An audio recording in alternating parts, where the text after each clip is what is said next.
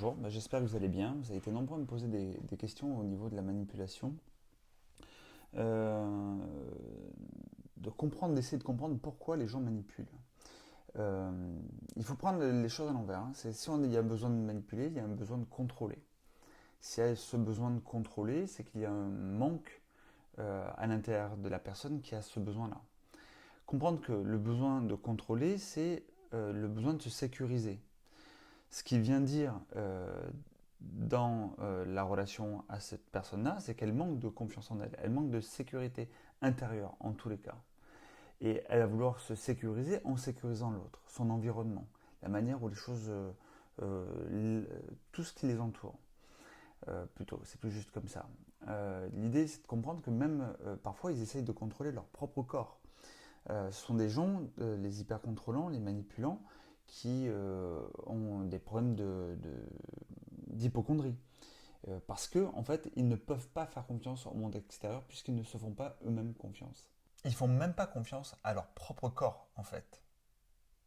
Ils n'ont pas assez la capacité de confiance en eux, d'estime d'eux-mêmes, pour comprendre que l'extérieur ne peut pas les influencer plus que ça, en fait. Plus que une parole déplacée ne peut normalement ne pas venir les vexer, les toucher ou les rendre meurtris.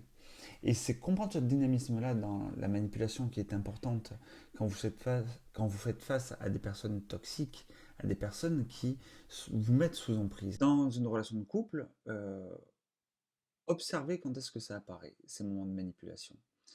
On ne va pas parler là de techniques de manipulation, mais ce qui compte, c'est de repérer à quel moment on voit l'autre commencer à agir.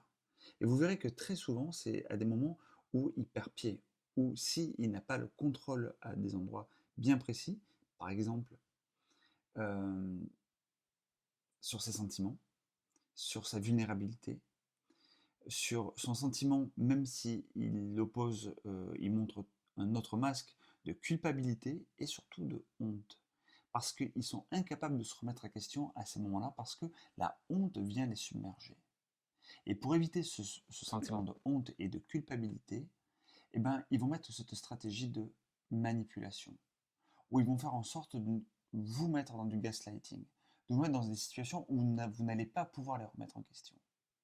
Et tout l'enjeu de cette insécurité intérieure est de capter que l'hyper-contrôle ne vient dire qu'une chose, c'est leur incapacité à être authentique face à ce qu'ils sont au plus profond d'eux.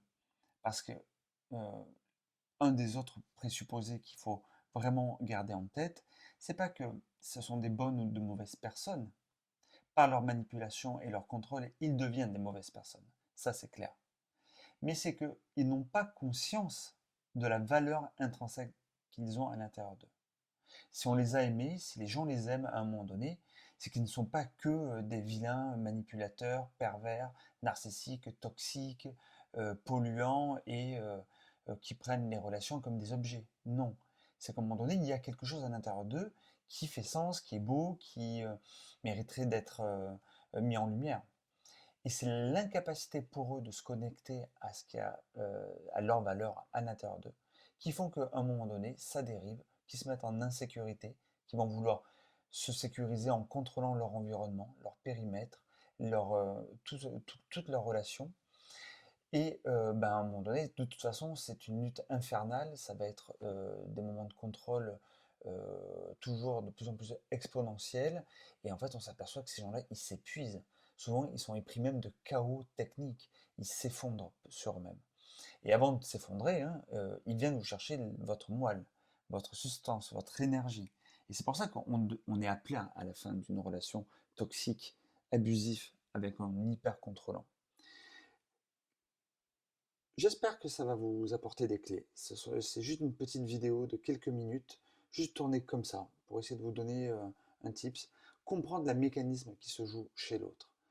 Gardez aussi un œil empathique, même si on a la rage, même si je ne sais pas dans quel état vous êtes quand vous regardez cette vidéo-là, si la relation elle est terminée, si vous êtes en plein dedans, si vous êtes en plein enfumage et que vous êtes en train de ne rien comprendre à ce qui se passe.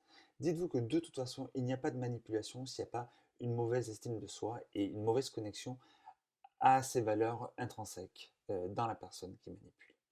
Voilà, si vous avez aimé cette vidéo, n'hésitez pas à me mettre un petit pouce levé, mettre un commentaire ou me contacter pour en discuter. Je vous souhaite une très belle journée et à très bientôt. Au revoir.